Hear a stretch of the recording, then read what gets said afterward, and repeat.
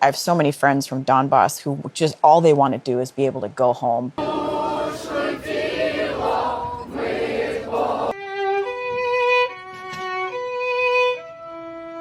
60% of the men at my wedding are now either killed, captured.